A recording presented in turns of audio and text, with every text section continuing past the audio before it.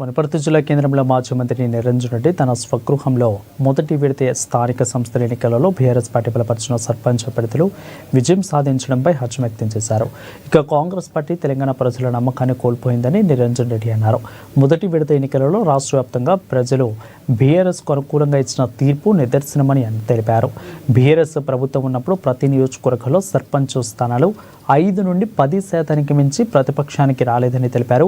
కాంగ్రెస్ పరిపాలన మీద నమ్మకం ఉంటే తక్షణం ఎంపీటీసీ, జెడ్పీటీసీ ఎన్నికలు పెట్టాలని మాజీ మంత్రి నిరంజన్ రెడ్డి డిమాండ్ చేశారు.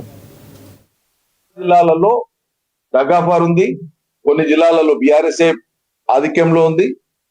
ఎక్కడ కూడా వాళ్ళు అనుకున్నట్లు మేమేదో ఇట్లా ఊదేస్తాం, ఇక లేకుండా చేస్తాం, ఇక తెలివి ఉండి లేని మాటలు చాలా మాట్లాడారు. అటువంటి మాటలు నేను ఉటంకించదలుచుకోలేదు కూడా. రాష్ట్ర వ్యాప్తంగా నేను చెప్పేది, కానీ ఫలితాలు ప్రజలు చాలా క్లియర్గా ఉన్నారు.